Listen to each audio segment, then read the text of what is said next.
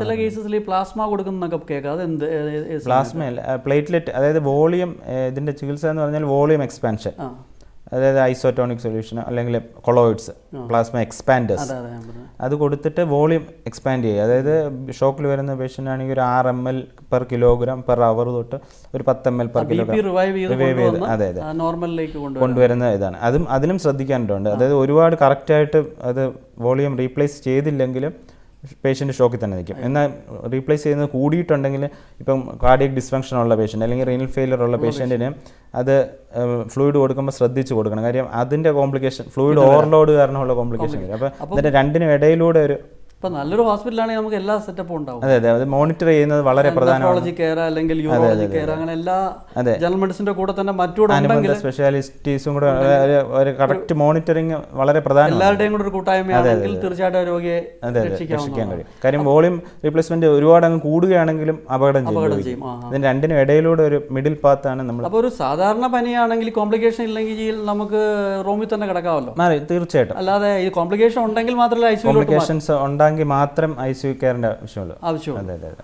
അപ്പോൾ ജനറലി പറയുകയാണെന്നുണ്ടെങ്കിൽ ആദ്യമേ ഇത് കണ്ട് ട്രീറ്റ് ചെയ്ത് അതിന്റെ കോംപ്ലിക്കേഷൻ ഉണ്ടോ എന്ന് നോക്കി രോഗിയെ ബോധവാനാക്കണം. ഇതെല്ലാമാണ് കോംപ്ലിക്കേഷൻസ്. നിങ്ങൾ ഇതിനെക്കുറിച്ച് ബോധവാൻ ആക്കിയിട്ട് അതിന്റെ ചികിത്സ, മോണിറ്ററിങ്ങിന്റെ ഇമ്പോർട്ടൻസും എല്ലാം രോഗി അറിഞ്ഞിരിക്കണം. രോഗി അറിഞ്ഞിരിക്കുന്ന രോഗി അടുത്ത ആൾക്കാരോടോ അല്ലെങ്കിൽ വീട്ടിലുള്ള മറ്റുള്ളവരുടെ ഇത് പറയുകയും ഇത് കമ്മ്യൂണിക്കേറ്റ് ചെയ്യുകയും ചെയ്യണം. ഇതെങ്ങനെ നമുക്ക് തടയാൻ പറ്റും? അതായത് ഇത് കൂടുതലും ഉഷ്ണമേഖല, ഞാൻ പറഞ്ഞില്ലേ, ഉഷ്ണമേഖല പ്രദേശങ്ങളിൽ കാണുന്ന ഒരു കൊതുക് വഴിയാണ് ഇത് സ്പ്രെഡ് ആവുന്നത്. ഈഡിസ് ഈജിപ്റ്റി വളരുന്നത് കെട്ടിക്കിടക്കുന്ന വെള്ളത്തിൽ, ചിരട്ടയ്ക്കുള്ളിൽ, പിന്നെ റബ്ബർ ടയറുകൾ, അതായത് കൂടുതലും അതായത് ഈ റബ്ബർ എസ്റ്റേറ്റ് ഉള്ളിടത്ത് നിന്ന് കുറേ വരാനുള്ള ഒരു റീസൺ അത്. അവിടെ ചിരട്ടകളിൽ വെള്ളം, നമുക്ക് ഒരുപാട് റബ്ബർ എസ്റ്റേറ്റ് ഉള്ളവരാണ്, ഒരുപാട് കൊട്ടാരക്കര. അപ്പം ആ ചിരട്ടകളിൽ വെള്ളം കെട്ടിക്കിടന്ന്, പിന്നെ ട്യൂബുകളിൽ, വീടിൻ്റെ പ്ലാസ്റ്റിക് കണ്ടെയ്നറുകൾ, അതിലെല്ലാം കെട്ടിക്കിടന്നിട്ടാണ് അങ്ങനത്തെ ഇത് പരമാവധി അങ്ങനെ വെള്ളം കെട്ടിക്കിടക്കാൻ അനുവദിക്കുന്നത്. രണ്ടെന്ന് പറഞ്ഞാൽ വീട്ടിൽ മൊസ്കിറ്റോ റെപ്പലൻസ് ഉപയോഗിക്കണം. അതുപോലെ തന്നെ കൊതുക് വല, അത് പേഴ്സണൽ ആയിട്ടുള്ള ശുചിത്വം. പിന്നെ സമൂഹത്തിന്റെ ശുചിത്വം വളരെ പ്രധാനമാണ്. അതായത് നമ്മൾ ഈ ഇൻസെക്ടിസൈഡുകൾ സ്പ്രേ ചെയ്യുകയും, ഫോഗിങ്, ഇൻസെക്ടിസൈഡ്സ് ഫോഗിങ്ങും ഇതിനകത്തുമുണ്ട്. അതായത് പല കൊതുകുകളും ഇപ്പം അതിനും റെസിസ്റ്റൻസ് ആയിട്ടുണ്ട് എന്ന് പറയുന്നത്. അങ്ങനത്തെ ഒരു ചില എലിയുടെ കാര്യം പറഞ്ഞ പോലെ എലി വിഷം വെച്ചാൽ അദ്ദേഹം കിടന്ന് കഴിച്ചിട്ട് പറയുന്ന പോലുള്ള സ്ഥിതി കൊതുവിനും അങ്ങനത്തെ ഒരു പ്രതിഭാസമുണ്ട്. അത് ശരി. അപ്പോൾ ഈ പേഴ്സണൽ ഹൈജീൻ ഇമ്പോർട്ടൻ്റ് ആണ് സമൂഹത്തിന്റെ കാര്യം. സമൂഹത്തിൽ ഇത് പടർന്നു പിടിക്കുകയാണെങ്കിൽ അത് കൂടുതൽ അവരുടെ വർക്കിംഗ്. പക്ഷേ ഇതിലൊരു പ്രോബ്ലം എന്ന് പറയുന്നത്, സമൂഹം എന്ന് പറയുമ്പോൾ ഉടനെ അവർ വിചാരിക്കുന്ന ഗവൺമെന്റ് ചെയ്യണം. അല്ല, ഗവൺമെന്റ് ആണ് സമൂഹം. അവർ ചെയ്തിരുന്ന കാര്യങ്ങൾ സ്പ്രേ ചെയ്യണമെങ്കിൽ അവർ വന്ന് ചെയ്യുക. അപ്പോൾ എനിക്ക് തോന്നുന്നത് ഈ നമ്മൾ ഓരോരുത്തരും വീടിന്റെ ചുറ്റുപാടും വൃത്തിയാക്കുക, റോഡുകളും വൃത്തിയായിരിക്കുന്ന റോഡുകൾ വൃത്തിയാക്കി അതിന്റെ ഉത്തരവാദിത്വം കൂടെ അവരെടുക്കുകയാണെങ്കിൽ. അല്ലെങ്കിൽ ഈ റെസിഡൻസ് അസോസിയേഷൻസ് ഇപ്പോൾ ഒരുപാടുണ്ട്, അവരൊരുപാട് റിക്രിയേഷൻസ് ചെയ്യുന്നുണ്ട്, ചില ആൾക്കാരെ സഹായിക്കുന്നുണ്ട്. ആ കൂട്ടത്തിൽ ഈ ശുചിത്വം കൂടെ ഒക്കെ ഒരു കാര്യമായിട്ട് എടുക്കുകയാണെങ്കിൽ തീർച്ചയായിട്ടും ഇതിനുള്ള ഒരുപാട് പടർന്നു പിടിക്കുന്നത് കുറയ്ക്കാം. അല്ല, അതുമൂലം മരണങ്ങളല്ലേ കുറയ്ക്കുന്നത്. ഇപ്പം നമുക്കായാലും നമ്മുടെ വീട്ടിലുള്ളവരുടെ ഒരു കൊതുക് കടിച്ചൊരു പനിയായി കഴിഞ്ഞാൽ പെട്ടെന്നൊരു പാനിക്ക് വരുന്നവരെ മരിച്ചു പോകുമെന്നുള്ളതാണ്. പണ്ട് അങ്ങനെ സിസ്റ്റം ഇല്ലായിരുന്നല്ലോ.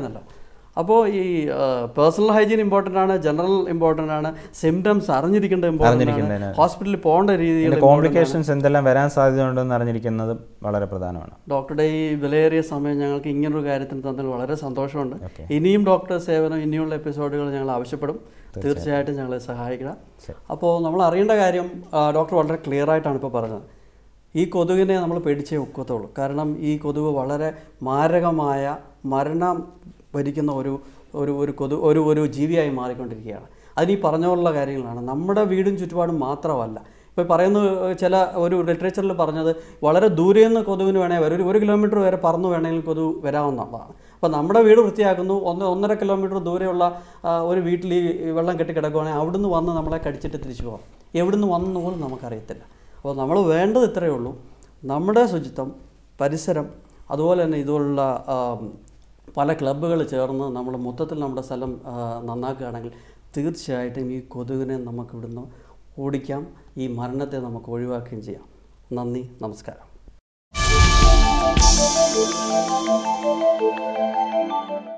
ഇന്ന് നമ്മൾ പരിചയപ്പെടുത്തുന്നത് ന്യൂറോ ICU ന്യൂറോ ICUയിൽ ഉപയോഗിക്കുന്ന മെഷീൻസ് ഏതൊക്കെയാണ്? നമുക്ക് ഡോക്ടറോട് ചോദിക്കാം, ഡോക്ടർ നൗഷാദിനോട് ചോദിക്കാം, ഇവിടെ ഇരിക്കുന്ന ഈ സൊഫസ്റ്റിക്കേറ്റഡ് മെഷീൻസൊക്കെ ഏതൊക്കെയാണെന്ന്. ഡോക്ടർ, ഈ കേസ് എന്താണ്, ഈ മെഷീൻസ് എന്താണെന്ന് പറയാം. ഇതിൽ നമ്മൾ ഈ രോഗി എന്ന് പറയുന്നത് ഒരു വളരെ ഗുരുതരാവസ്ഥയിൽ അത്യാഹിത വിഭാഗത്തിൽ, നമ്മുടെ കാഷ്വാലിറ്റിയിൽ വന്നെത്തപ്പെട്ട ഒരു പേഷ്യൻ്റാണ്. ഈ രോഗി കാഷ്വാലിറ്റിയിൽ വന്നപ്പോഴത്തേക്ക് രോഗി അബോധാവസ്ഥയിലായിരുന്നു, യാതൊരു റെസ്പോൺസും ഇല്ല. അപ്പോൾ നമ്മൾ സ്റ്റെബിലൈസ് ചെയ്യുന്നതിൻ്റെ പാർട്ടായിട്ട് ഈ പേഷ്യൻറ്റിനെ നമ്മൾ അതിൻ്റെ പാർട്ടായിട്ട് ശ്വാസം എടുക്കാനുള്ള ബുദ്ധിമുട്ടിന് വേണ്ടി നമ്മൾ ട്യൂബ് കണക്ട് ചെയ്ത് ഈ പേഷ്യൻറ്റിന് ശ്വാസനാളത്തിലേക്ക് ട്യൂബ് കണക്ട് ചെയ്ത് പേഷ്യൻറ്റിന് ആഡിക്വേറ്റ് ആയിട്ടുള്ള ഓക്സിജൻ തലയിലേക്ക് ബ്രെയിനിലേക്ക് സപ്ലൈ കിട്ടാത്തതുകൊണ്ടാണ് പേഷ്യൻ്റ് അബോധാവസ്ഥയിൽ പോയത്. അപ്പോൾ അതുകൊണ്ട് കൃത്രിമമായിട്ട് നമ്മൾ ശ്വാസം കൊടുക്കാനായിട്ട് നമ്മൾ ഈ മെഷീനെ, ഇതാണ് ഒരു വെൻറ്റിലേറ്റർ എന്ന് പറയും. ആക്ച്വലി വെൻറ്റിലേറ്റർ നമ്മളൊരു വർക്ക് സ്റ്റേഷൻ എന്ന് പറയും. അപ്പോൾ ഇതിലേക്ക് കണക്ട് ചെയ്തിട്ടുണ്ട്. ഇതിൻ്റെ ഒരു ഉപയോഗം എന്ന് പറഞ്ഞാൽ നമുക്ക് പേഷ്യൻറ്റിന് വേണ്ടുന്ന രീതിയിലുള്ള ആഡിക്വേറ്റ് ആയിട്ടുള്ള അളവ്, അതിൻ്റെ റേറ്റ് ശ്വാസം നമുക്ക് കൊടുക്കാൻ പറ്റും.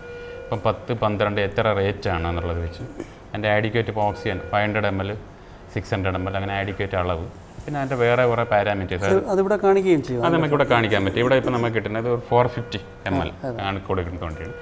റേറ്റ് ഒരു 12 per minute വെച്ചാണ് കൊടുത്തുകൊണ്ടിരിക്കുന്നത്. ഇനി ഇതിൻ്റെ വേറൊരു വ്യത്യാസം എന്ന് വെച്ചാൽ പേഷ്യൻ്റ് എടുക്കുന്നതിനനുസരിച്ച് നമുക്ക് ഈ പേഷ്യൻറ്റിൻ്റെ ഇതിവിടെ കാണിക്കാൻ പറ്റും. ഇപ്പോൾ നമ്മൾ 12 സെറ്റ് ചെയ്തിട്ടുണ്ട്. ഇവിടെ പേഷ്യൻറ്റ് 3 റേറ്റ് വെച്ച് ഒരു മിനിറ്റിൽ എടുക്കുന്നുണ്ട്, 15 അപ്പോൾ അതുകൊണ്ട് നമ്മൾ 450 കൊടുക്കുന്നതിൻ്റെ അതിനേക്കാളും കൂടുതലായിട്ടുള്ള ടൈഡൽ വോളിയം എന്ന് പറയും കിട്ടുന്നുണ്ട്. അപ്പം ഇത് സ്റ്റെബിലൈസ് ചെയ്തതിന് ശേഷമാണ് നമ്മൾ ഈ പേഷ്യൻറ്റിനെ CT സ്കാൻ ചെയ്തിട്ടുള്ളത്. ചെയ്ത് ഈ പേഷ്യൻറ്റിനെ ഒരു ബ്രെയിനിൽ വളരെ സീരിയസ് ആയിട്ടുള്ള ഒരു ഹെഡ് ഇഞ്ചുറി നമ്മൾ ആക്സിഡൻറ്റ് കേസ്. അപ്പോൾ അതിൽ നമ്മൾ മൾട്ടിപ്പിളായിട്ട് ബ്രെയിനിൽ മൊത്തത്തിൽ ചതവ് പറ്റിയിട്ടുണ്ട്. എന്നിട്ട് ചില സ്ഥലങ്ങളിൽ ബ്ലഡ് മിനിമലായിട്ട് ക്ലോട്ടായിട്ട് കിടക്കുന്നു. പക്ഷേ ഈ കേസിൽ ഈ ബ്രെയിനിൻ്റെ പ്രഷർ വളരെ കൂടുതലായതുകൊണ്ടാണ് ഈ രോഗി വളരെ അബോധാവസ്ഥയിൽ ആകപ്പെട്ടത്. അപ്പോൾ നമ്മളത് സർജറി ചെയ്ത് മാറ്റത്തക്ക രീതിയിലുള്ള ഒരു ക്ലോട്ടോ ഒന്നും ഇല്ല. അപ്പം നമ്മുടെ എയിം എന്ന് പറഞ്ഞാൽ ഇതിൻ്റെ ബ്രെയിനിലെ പ്രഷർ കുറയ്ക്കുക. കുറച്ച് മെഡിസിൻസ് വെച്ചും ഈ വെന്റിലേഷൻ എന്ന് പറയുന്നത് ബ്രെയിൻ പ്രഷർ കുറയ്ക്കാൻ വേണ്ടിയുള്ള ഒരു പാർട്ട് ഓഫ് ട്രീറ്റ്മെൻ്റ് ആണ്, ചികിത്സയുടെ ഒരു ഭാഗമാണ്. അങ്ങനെ നമ്മൾ ചെയ്ത് നമ്മുടെ ഇനി ഇതിനെ ക്ലോസ് ആയിട്ടുള്ള ഒബ്സർവേഷൻ, അതാണ് മൾട്ടിപാര മോണിറ്റർ. അപ്പോൾ അതിൽ നോക്കി നമ്മൾ നാളെ ഒരു 24 മണിക്കൂർ കഴിഞ്ഞ് CT സ്കാൻ റിപ്പീറ്റ് ചെയ്യും. അതിൽ ചതവോ ക്ലോട്ടോ ഏതെങ്കിലും കൂടെയാണെന്നുണ്ടെങ്കിൽ ചിലപ്പം സർജറിയുടെ ആവശ്യം വന്നേക്കാം, വേണ്ടി വരില്ല. അത് പിന്നെ അറിയാൻ പറ്റത്തുള്ളൂ. ഇല്ലെങ്കിൽ നമ്മളൊരു 3 ദിവസം 4 ദിവസം രോഗി ശ്വാസം എടുക്കുന്നതിനനുസരിച്ച് ഗ്രാജുവലായിട്ട് ഈ മെഷീൻ്റെ സപ്പോർട്ട് നമ്മൾ കുറച്ച് കൊണ്ടുവരും. രോഗിയുടെ കോൺഷ്യസ് ബോധം ലെവൽ ഇമ്പ്രൂവ് ചെയ്യുന്നതിനനുസരിച്ച്. രോഗിക്ക് ചെയ്യാൻ പറ്റാത്തത് ഈ മെഷീനാണോ ചെയ്യുന്നത്? ഇപ്പോഴും നമ്മളാണെന്നുണ്ടെങ്കിൽ പേഷ്യൻറ്റ് ചെയ്യാൻ പറ്റാത്ത റേറ്റ് മെഷീനാണ് ചെയ്യുന്നത്. സപ്പോർട്ട് ചെയ്യാണ്. സ്വന്തമായിട്ട് എടുക്കുന്ന റേറ്റ് കുറയ്ക്കും, മെഷീൻ കുറയ്ക്കും. അങ്ങനെ നമുക്ക് സെറ്റ് ചെയ്ത് ഇമ്പ്രൂവ് ചെയ്യുന്നതിനനുസരിച്ച് ഗ്രാജുവലായിട്ട് നമ്മൾ ഈ മെഷീൻ വിഡ്രോ ചെയ്യും. ഈ പേഷ്യൻ്റ് അന്ന് മുതലേ അൺകോൺഷ്യസ് ആണ്. ഈ പേഷ്യൻ്റ് നമ്മൾ ഇന്ന് രാവിലെ വന്ന പേഷ്യൻ്റാണ്. പേഷ്യൻ്റ് വന്നപ്പോഴത്തേക്ക് ഒരു വളരെ ക്രിട്ടിക്കൽ സ്റ്റേജാണ്. ഇപ്പോൾ ഈ പേഷ്യൻ്റ് നമ്മുടെ കാലൊക്കെ അനക്കി തുടങ്ങുന്നുണ്ട്. നമ്മൾ മെഡിസിൻ കൊടുത്ത് ഈ ബ്രെയിൻ പ്രഷർ കുറയ്ക്കാനുള്ള വെന്റിലേഷൻ ഉണ്ട്. ഒരു 12 hours ആയിട്ടുള്ള, പക്ഷേ സ്റ്റിൽ അതിൻ്റെ ഒരു പോസിറ്റീവ് സൈൻസ് കാണിച്ച് തുടങ്ങുന്നുണ്ട്. ഈ ടോട്ടൽ അൺകോൺഷ്യസ് എന്ന് പറഞ്ഞപ്പോൾ ബ്രെയിൻ സ്റ്റം ഇഞ്ചുറി വല്ലതും ഇതിനകത്ത് നമുക്ക് ബ്രെയിൻ സ്റ്റം ഈ പേഷ്യൻ്റ് വന്ന സമയത്ത് നമുക്ക് ഈ കണ്ണിൽ ചേഞ്ചസ് വെച്ചൊക്കെ അറിയാൻ പറ്റും. ബ്രെയിൻ സ്റ്റം ഡാമേജ് ഇല്ലായിരുന്നു. നമ്മൾ CT സ്കാൻ ചെയ്തതിൽ നമ്മളത് കൺക്ലൂഡ് ചെയ്തിട്ടുണ്ട്. അപ്പോൾ ഇന്ന് നമ്മൾ കണ്ടത് ന്യൂറോ ICU, അതിന് റിലേറ്റഡ് ആയിട്ടുള്ള എക്യുപ്മെൻറ്റ്സ്, അതെങ്ങനെ യൂസ് ചെയ്യുന്നു, പേഷ്യൻറ്റിന് ചെയ്യാൻ പറ്റാത്ത കാര്യങ്ങൾ ഇപ്പോൾ മെഷീനാണ് ചെയ്യുന്നത്. അത്രയ്ക്കും സൊഫസ്റ്റിക്കേറ്റഡ് ആയിട്ടുണ്ട്. അപ്പോൾ വെന്റിലേറ്റർ കണക്ട് ചെയ്താൽ ഉടനെ പേഷ്യൻറ്റിന് അത് അവസാനമാണെന്നല്ല, നമ്മൾ അവരെ സപ്പോർട്ട് ചെയ്ത് ദിവസങ്ങൾക്കകം അല്ലെങ്കിൽ പിന്നെ 1-2 ആഴ്ചക്കകം പേഷ്യൻറ്റ് തിരിച്ചു വരാം. പല കണ്ടീഷൻ അനുസരിച്ച് അത് സ്ഥിരമായിട്ട് ടൈറ്റായിട്ട് മോണിറ്റർ ചെയ്ത് കഴിഞ്ഞാൽ തീർച്ചയായിട്ടും എത്ര വലിയ കേസസ് ആയാലും ഒരു പരിധി ഉള്ളിൽ നിന്നുകൊണ്ട് നമുക്ക് രക്ഷിക്കാൻ സാധിക്കും.